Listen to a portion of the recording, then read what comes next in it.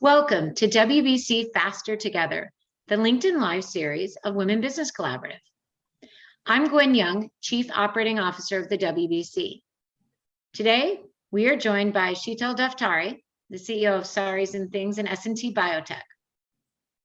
WBC is an unprecedented alliance of over 70 women business organizations and hundreds of business leaders, building momentum to achieve equal position, pay, and power for all women in business.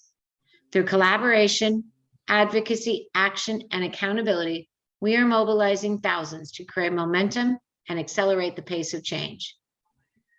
We live our commitment to diversity, and all the members of our leadership, a diverse board of directors, our advisory and leader councils include more than 34% people of color.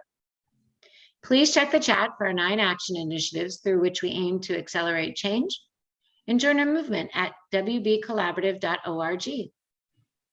Each week in this series, we offer different ways to advocate change and accelerate impact by presenting data, research, and best practices, by lifting up the power of women's voices for change, and by showcasing the importance of cross-generational collaboration and the allyship of men in the movement. Today, we want to talk about purpose, entrepreneurship, technology, and how you build purpose from the very beginning of a company. Shital, welcome. We are so thrilled to have you today.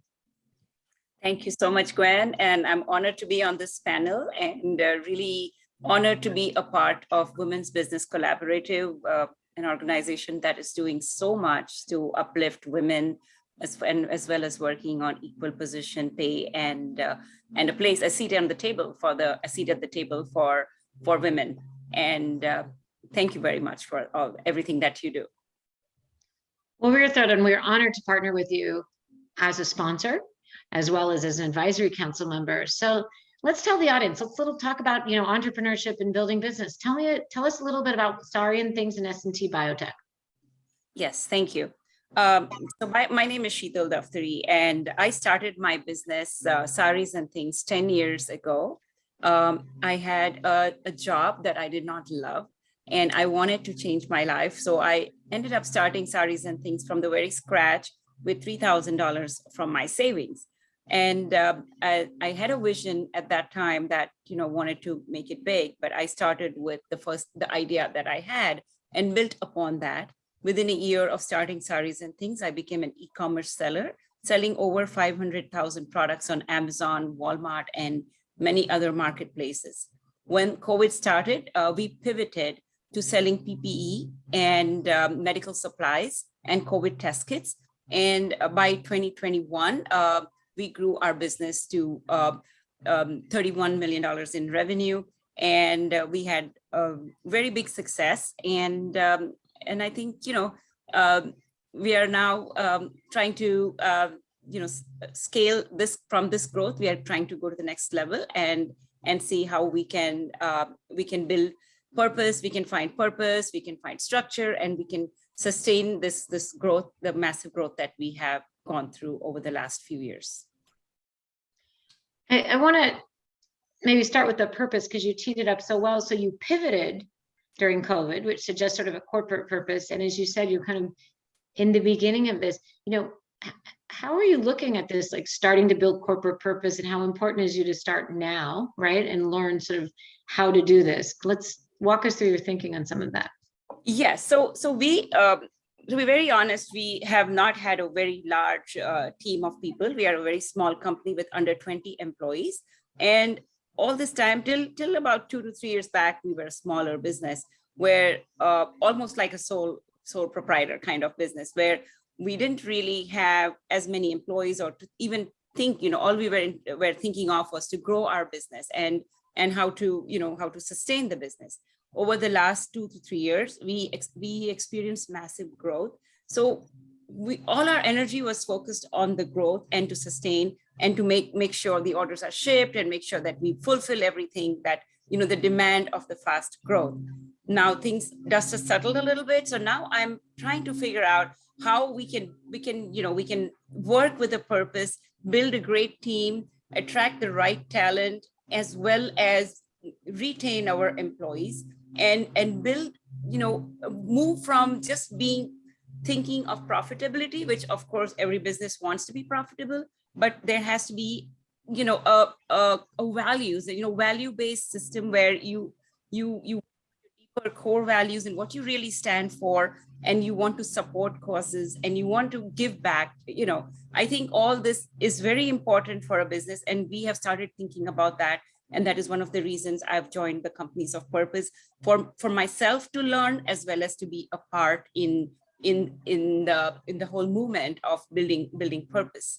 There's a lot of things that I'm thinking of, like how we can give back, how we can recruit more women, how we can retain what we can do to retain our employees by giving them the incentives, the encouragement, as well as the rewards, and then rewarding the right things. So that's all these other things that we are thinking of at this point.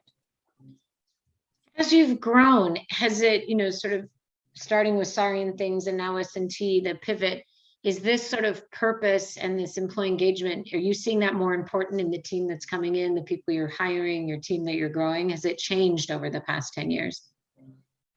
The purpose hasn't changed.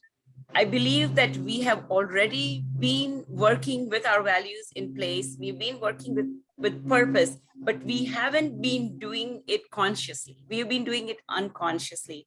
So what we want to do now is we want to put it down. We want to make sure these are accounted. These are written down. These are built into procedures, and we want to work with intentionally. That's the right word. We want to do all this with intention, so that we are we not only, like till now, everything as a business owner, I had everything in mind, and I was doing what I felt was right.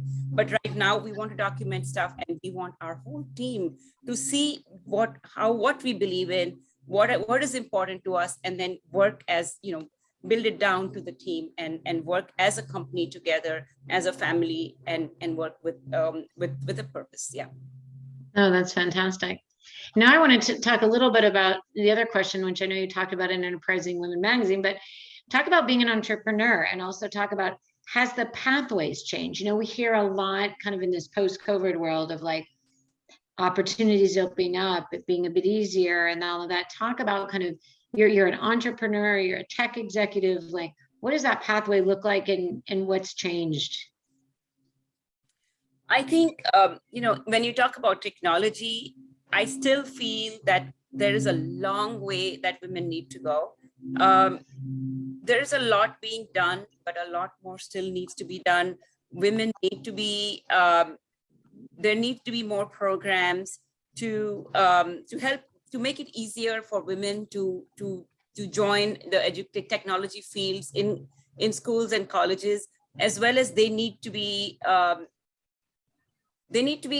accepted, in these roles. They need to be accepted as equal to their male counterparts. But I still feel that women are not being taken as seriously, and they're taken into more admin roles, more lower roles, and not considered as technology, as equal to their counterparts. So while it's very gradual, the women are moving up very gradually, a lot more needs to be done. We've definitely made progress, but I think a lot more needs to be done to support women in the fields of technology as well as entrepreneurship.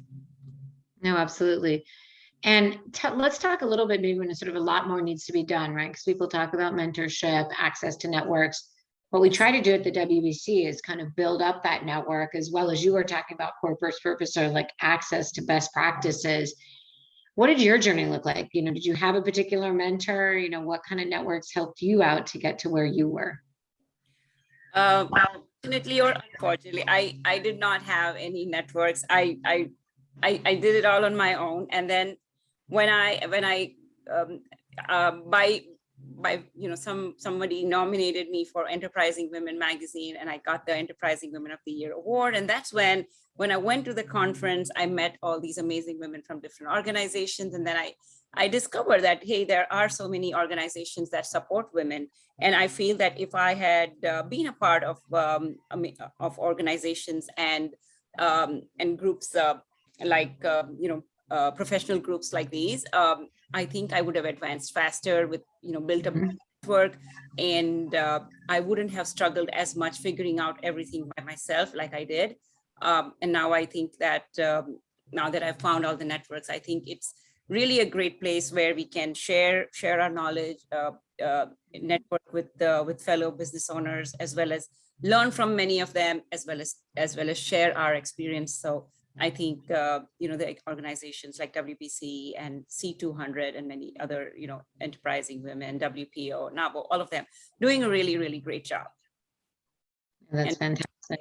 That's fantastic. So we always like to kind of end and talk about these, LinkedIn Lives, sort of what people can do. So if you're, the woman sitting over there in the same position you were in 10 years ago, which is, not loving what I'm doing, but I have an idea. I was with a friend last night who was like, here's exactly what I want to do. And my first question was, okay, so who do we need to talk to? What advice do you want to give them? Absolutely. I can give you a great advice is that take that first step, because what I have discovered is that the hardest part is to take the first step.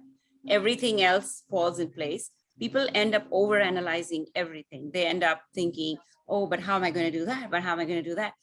I think that if you really want to change your life, and if you really want something more, or even if you want to pursue a career, a new passion, or you want to change what you're doing, just move in that direction. Do what you can towards that. Don't overanalyze. Just pick up the phone, call the first person that you think you can. And I think once you take the first step, you will figure out the next step, and everything else will fall in place. Another advice I can give is, don't be afraid to work hard. It does take hours, and we read a lot of books where you say, you work less and you work smart. I understand there's all that, but you need to put in effort. You need to put in work. You need to put in more than anybody else to be extremely successful. And if you see yourself, I've missed a lot of social events, on my way while I was building my business. And sometimes I was thinking, am I working too hard? I self-doubt myself, but I'm glad I did, because it needs to be done. And, that's how you can be successful. The hard work needs to be there. I remember Inder Noy, the former CEO of Pepsi, was like, it's hard work to be a CEO. It's not like you just arrive there by chance, right? Like you really have to put in the work and put in that commitment and make choices, right? Yeah, another great advice is to focus. Just one more, like focus on what you love. Go, work with what you love. If you find that something you're not finding it enjoyable, then just switch it around a little bit and find what is enjoyable. Because when you find something that is enjoyable, you can put in a lot of hard work and doesn't feel like work. So then you can, you're working hard, but you're just enjoying the whole process and doesn't feel like you're working. And that's a way to make it. Yeah. That's fantastic. So you were talking a bit about kind of women being accepted in the tech space and across some of the industries you worked in. What can companies and organizations do to make it more inclusive and to create those pathways for women to rise? What would be your advice? Yeah, so companies can be very intentional about creating these pathways, about how they can support the women, creating environment that is favorable to women, such as access to healthcare, childcare.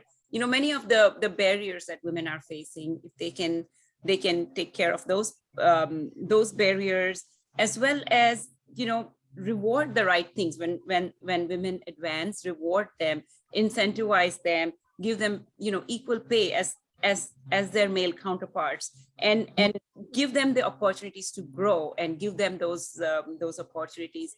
I think all these things can really help in women in the workplace. The parity. So I want to end, and the question maybe we should have started with, but I kind of thought it'd be interesting to end on. So when we say corporate purpose, what does that mean to you? What does corporate purpose mean? And when you say, I'm at the beginning, we built the company, it's got to be more than profits. Because I think some of us can look and say, well, you've always been more than profits, and how we're looking. But what does corporate purpose mean to you? For me, corporate purpose means giving back to community and giving back to causes.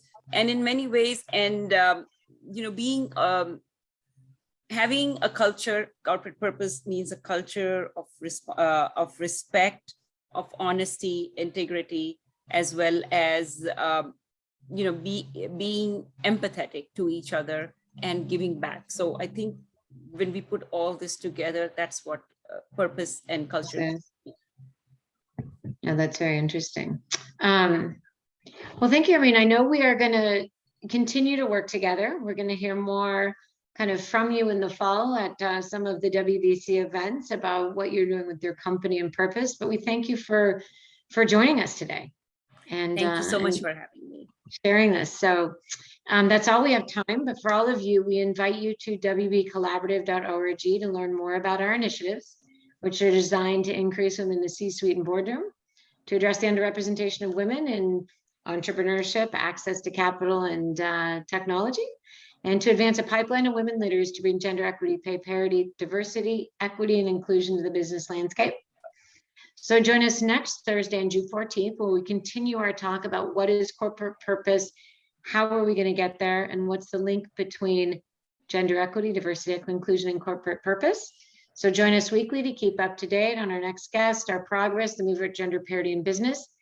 Go to our website, sign up for our WBC Summit Action for Impact, which will be, September 21st and 22nd, where we will be talking more with companies, individuals, advisory council members, CEOs like Shital Daftari, and join us on social media at WB Collaborative on Instagram, Twitter, and LinkedIn, and have a wonderful Thursday. Thank you very much. Thank you.